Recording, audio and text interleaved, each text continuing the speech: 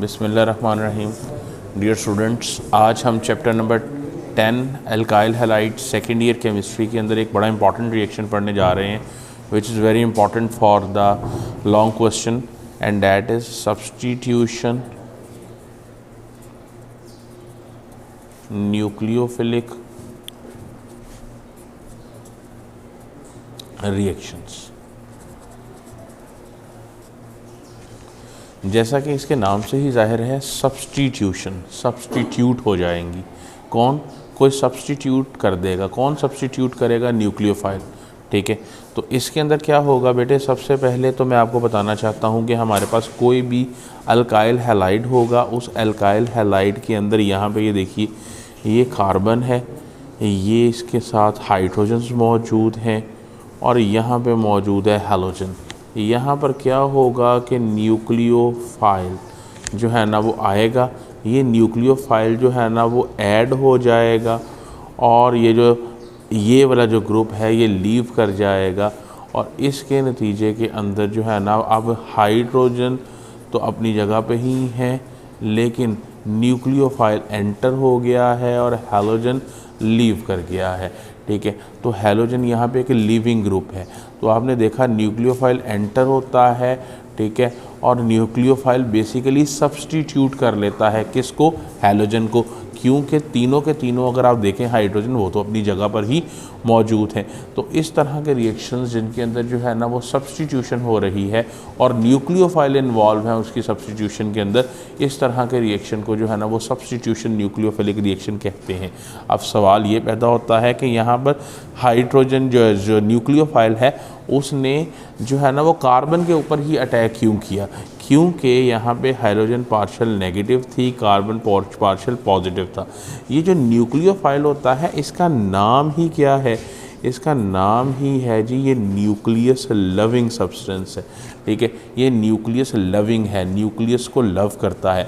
Nucleus को जो भी चीज़ लव करती है वो पॉजिटिव चीज़ को लव करती है और जो भी चीज़ पॉजिटिव को लव करती है उसके ऊपर इट्सेल्फ क्या होना चाहिए? नेगेटिव चार्ज होना चाहिए या उसके ऊपर लोन पेयर ऑफ इलेक्ट्रॉन्स मौजूद होने चाहिए। ठीक है, तो ये आपने देखा कि न्यूक्लियोफाइल जो है ना वो यहाँ पे जो है ना वो आ रहा है और सब्स्टिट्यूट कर रहा है हैलोजन को।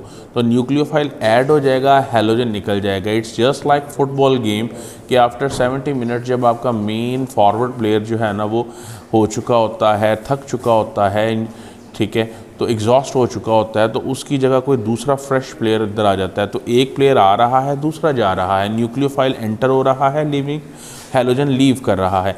तो बेसिकली ये सब्स्टिट्यूशन ही रही है, इसीलिए हम इन रिएक्शन को सब्स्टिट्यूशन न्यूक्लियोफिलिक रिएक्शंस कहते हैं। अब आ जाइए, इन सब्स्टिट्यूशन न्यूक्लियोफिलिक रिएक्शंस की हमने दो टाइप्स जो है ना वो डिस्कस करनी है। एक का नाम है SN2, एक का नाम है SN1। But first we will study SN2. What is this? This is substitution nucleophilic bimolecular reaction. अब ज़रा kindly have a look on it.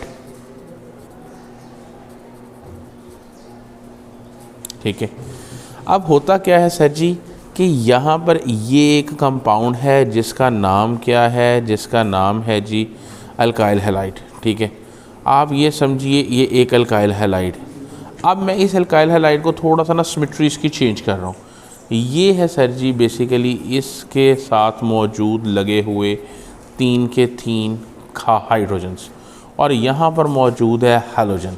मैं यहाँ पे क्या करना चाह रहा हूँ कि न्यूक्लियोफाइल को एंटर करना चाह रहा हूँ और ये बात हम इस्टेब्लिश कर चुके हैं कि यहाँ पे कार्बन पॉजिटिव चार्ज होगा, हैलोजन नेगेटिव चार्ज होगा, न्यूक्लियोफाइल एंटर होगा, ठीक है, लीविंग ग्रुप जो है ना वो लीव करेगा। लेकिन प्रॉब्लम क्या है, यहाँ पर जो चीज़ सबसे इम्पॉर्टेंट है जो देखने से ताल्लुक़ रखती है वो ये है कि जिस स्पीड से न्यूक्लियोफाइल एंटर होगा, ठीक है, उसी स्पीड से जो है ना वो लिविंग ग्रुप अपने आप को डिटैच करना शुरू कर देगा। मींस कि यहाँ पे ये जो कार्बन है इसके हाइड्रोजन अपने आप को मैक्सिमम डिस्टेंट कर लेंगे ताकि वो आने वाले ग्रुप और जाने वाले ग्रुप दोनों के लिए आसानी कर सकें। अब एक तरफ से न्यूक्लियोफाइल आ रहा है, दूसरी तरफ से हैलोजन जो है ना वो जा रहा है, ये एक ट्रांजिशन स्टेट डेवलप हो गई है। और इस ट्रांजिशन स्टेट के अंदर अगर आप देखें तो न्यूक्लियोफाइल एंटर हो रहा है, लिविंग ग्रुप जो है ना वो लीव कर रहा है। ये ट्रांजिशन स्टेट एक इंटरमीडिएट है, ठीक है। आप ये चीज़ आपने देख ली अगर, तो आप यहाँ पे बड़ी इंपॉर्टेंट चीज़ है, एक वक्त आएगा कि न्यूक्लियोफाइल मुकम्मल तौर पे एंटर हो जाएगा और जो है ना वो लीविंग ग्रुप जो है ना वो मुकम्मल तौर पे लीव कर जाएगा। तो ये न्यूक्लियोफाइल आ गया और लीविंग ग्रुप जो है ना वो लीव कर गया, ठीक है। अब मामला ये है कि ये अगर आप देखें तो ये 2 स्टेप्स के अंदर मुश्तमिल रिएक्शन है। This is step number 1, this is step number 2। Now listen, अब ये स्टेप नंबर 1 जो है इसके अंदर अगर आप गौर फरमाएं तो क्या हो रहा है, स्टेप नंबर 1 के अंदर ये हो रहा है बेटा जी कि ये रिएक्शन जो है ना ये स्लो है, ठीक है, और ये वाला रिएक्शन फास्ट है। केमिस्ट्री के अंदर जो है ना वो जो स्लो रिएक्शन होता है ना वो बहुत इंपॉर्टेंट होता है इन रिएक्शन काइनेटिक्स, मींस कि रिएक्शन की रफ्तार को डिटरमिन करने के लिए रिएक्शन पूरे का रेट का इन्हिसार इस स्लो रिएक्शन पे होता है। अगर आप गौर फरमाएं तो इस स्लो रिएक्शन के अंदर एक ये न्यूक्लियोफाइल का मॉलिक्यूल इन्वॉल्व है और एक ये जो है ना वो सबस्ट्रेट का मॉलिक्यूल इन्वॉल्व है।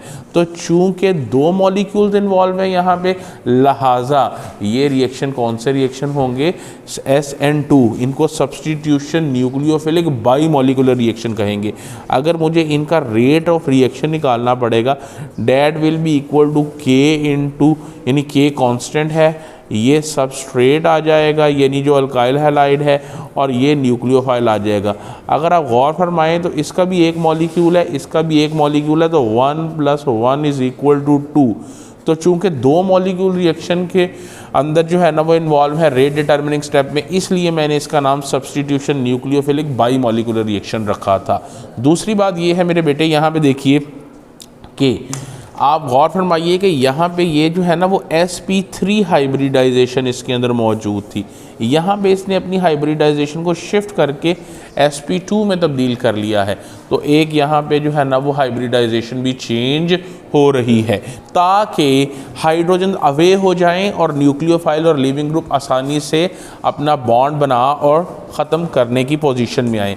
आखिरी बात जो मैं आपको बताना चाहता हूँ इसके बारे में वो ये है, अगर आप गौर फरमाएं यहाँ पे कार्बन के हाइड्रोजन जो है ना वो लेफ़्ट साइड के ऊपर मौजूद हैं और यहाँ पे जब न्यूक्लियोफाइल ऐड हो गया है तो वो राइट साइड के ऊपर चले गए। मींस जिस तरफ पहले हाइड्रोजन थे अब उस तरफ हाइड्रोजन नहीं है, हाइड्रोजन उससे ऑपोजिट चले गए हैं, और जिस तरफ लिविंग ग्रुप था न्यूक्लियोफाइल उससे ऑपोजिट ग्रुप से ऑपोजिट साइड से ऐड हुआ है। तो आखिरी बात मैं ये कहना चाहता हूँ कि यहाँ पर इनवर्जन ऑफ कॉन्फ़िगरेशन का जो है ना वो मामला है, यानी कि आपकी जो कॉन्फ़िगरेशन है, जो तरतीब है, जो शक्ल है वो उलट गई है। इसी को हम इन्वर्जन ऑफ कॉन्फ़िगरेशन कहते हैं और यहाँ पे 100% इन्वर्जन ऑफ कॉन्फ़िगरेशन जो है ना वो हो रही है और इसके नतीजे के अंदर जो है ना वो मॉलिक्यूल जो है ना वो अपनी जो है ना वो कॉन्फ़िगरेशन तब्दील कर लेता है रिएक्शन होने के बाद। ठीक है, तो ये था आज का substitution nucleophilic bi molecular reaction. ठीक है, उम्मीद है कि आपको हमारा ये लेक्चर आज का पसंद आएगा और अगर आपको ये हमारा लेक्चर पसंद आए तो आप हमारे चैनल को सब्सक्राइब करें। ठीक है, थैंक यू वेरी मच। अल्लाह हाफ़िज़।